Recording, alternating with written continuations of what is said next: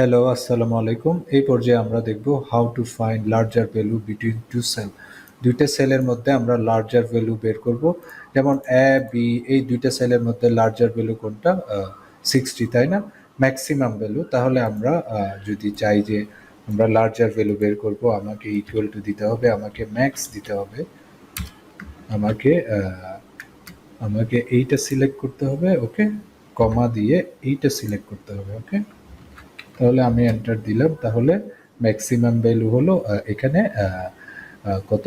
60, তাই না? তাহলে ধরুন আমি এখানে ধরেন আরো কিছু ডেটা দিতে চাই, ওকে, নাম্বারস দিব, ওকে।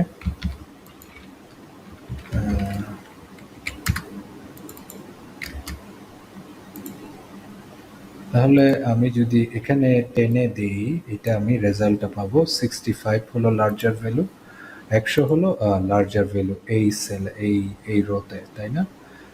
তাহলে আমি এখানে লার্জার ভ্যালু, তাহলে এখন how to find larger value আমরা বের করলাম।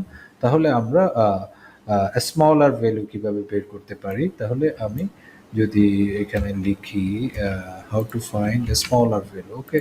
তাহলে লার্জার, এখানে যদি আমি স্মলার দেই, smaller value, okay, how to find smaller value. তাহলে আমি এইটা যদি লার্জার দেই, ওকে, আর এটা যদি স্মলার দেই, ওকে, তাহলে স্মলার ভ্যালুর যে এই সূত্রটা হলো বা ফাংশনটা হলো মিনিমাম। আমরা মিনিমাম বের করতে চাই এই ভ্যালুটা, কমা এই ভ্যালু, তারপর এন্টার দিলাম। তাহলে আমার মিনিমাম হলো এত। তাহলে এই যে আমাদের অটো সিলেক্ট হয়ে গেছে যে এই দুইটার মিনিমাম কত? 34। এই দুইটার মিনিমাম হলো 98, তাই না? আশা করছি কোনটা লার্জার কোনটা স্মলার, এইটা লার্জারের ক্ষেত্রে আমরা ম্যাক্স ফাংশন দিয়ে আমরা ভ্যালুটা বের করব, আর স্মলার ক্ষেত্রে মিনিমাম ফাংশন দিয়ে আমরা মূল ভ্যালুটা বের করব। আশা করছি বুঝতে পেরেছেন। নেক্সট আরেকটি ভিডিওতে দেখা হবে। সে পর্যন্ত ভালো থাকুন। আসসালামু আলাইকুম।